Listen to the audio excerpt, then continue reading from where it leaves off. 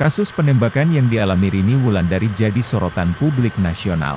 Penembakan tersebut dilakukan oleh pembunuh bayaran persis di depan rumahnya, Perumahan Banyumanik, Kota Semarang, Jawa Tengah. Belakangan diketahui otak penyerangan tersebut tak lain adalah suaminya sendiri, yakni Kopda Muslimin. Kopda Muslimin melakukan penembakan terhadap istrinya dengan menyewa 4 pembunuh bayaran dengan imbalan 120 juta rupiah.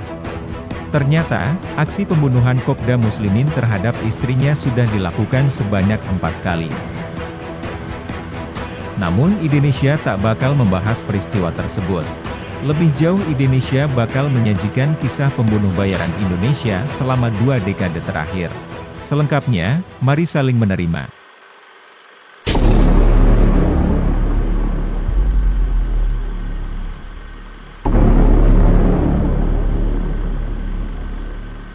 Pekerjaan sebagai pembunuh bayaran seringkali ditampilkan film-film action. Jangan menganggap kalau hal ini hanya ada di film action saja. Ternyata profesi itu juga eksis di kehidupan masyarakat Indonesia. Sejumlah orang rela melakukan pekerjaan tersebut untuk memenuhi kebutuhan hidupnya. Pembunuh bayaran di Indonesia kerap menghabisi nyawa calon korbannya secara berkelompok.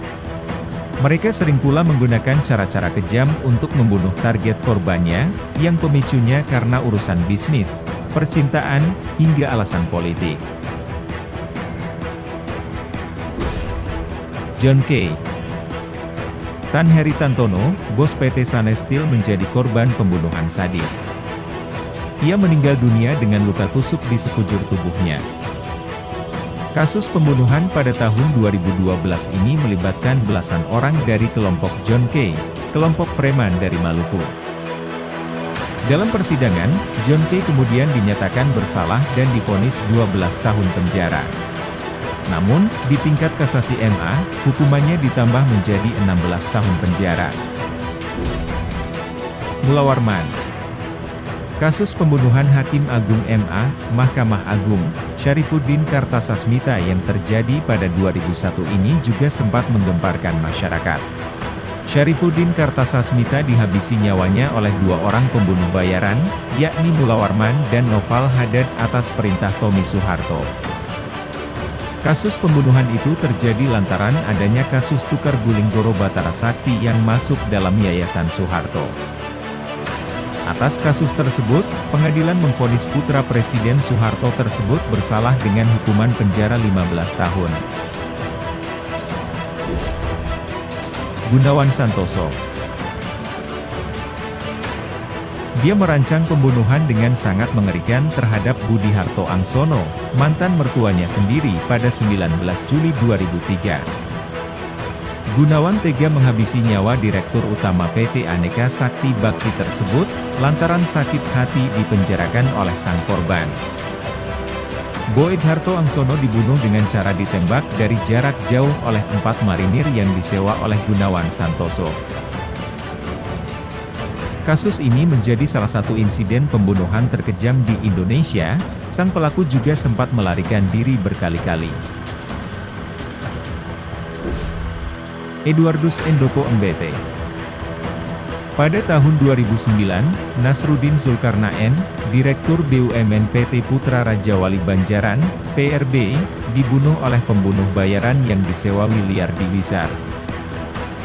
Nasruddin ditembak mati setelah main golf di kawasan Tangerang, oleh sang eksekutor yakni Eduardus Endoko MBT.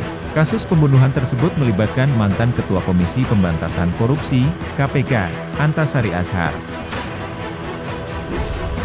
Umar Jaya.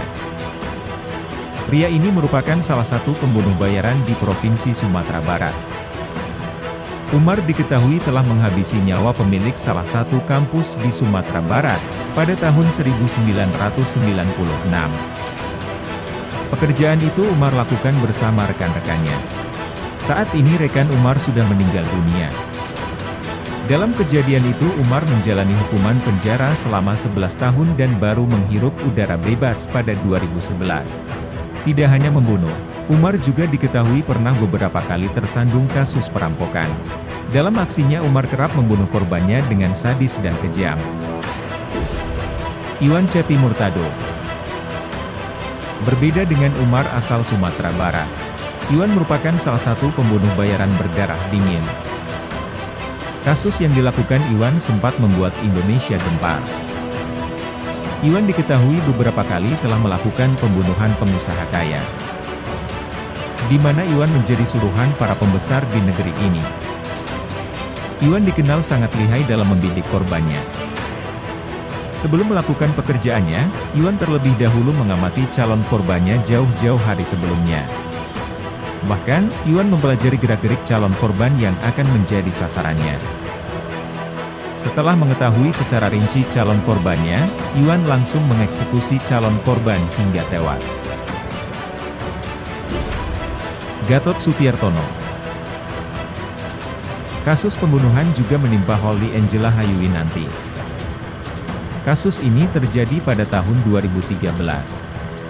Korban dibunuh di lantai 9 Tower Ebony, Kalibata City, Pancoran, Jakarta Selatan. Dalam kasus pembunuhan istri siri pejabat Badan Pemeriksa Keuangan, BPK, itu melibatkan 2 eksekutor yang mendapatkan bayaran Rp40 juta hingga Rp50 juta. 2 eksekutor itu disewa suami siri Holly, Gatot Supiartono pejabat BPK. Bagaimana menurut kalian?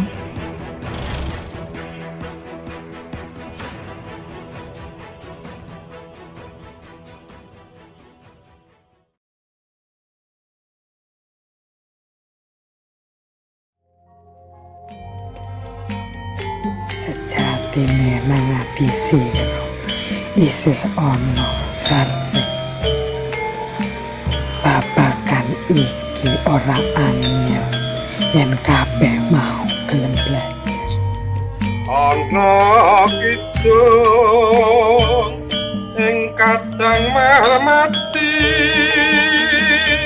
among tuwa ing kawasanira nganakaken proklamasi kami bangsa Indonesia terutama aspirasi rakyat untuk mengadakan reformasi di segala bidang kehidupan bangsa dan negara. Saudara-saudara, di dalam pertempuran yang lampau, kita sekalian telah menunjukkan bahwa rakyat Indonesia di Surabaya, pemuda-pemuda yang berasal dari Maluku, pemuda-pemuda yang berasal dari Sulawesi, pemuda-pemuda yang berasal dari benda ini, maka segala pihak pasti mempunyai keyakinan bahwa pemusyawaratan kita di sini harus kencang. Jakarta laksana rasanya seperti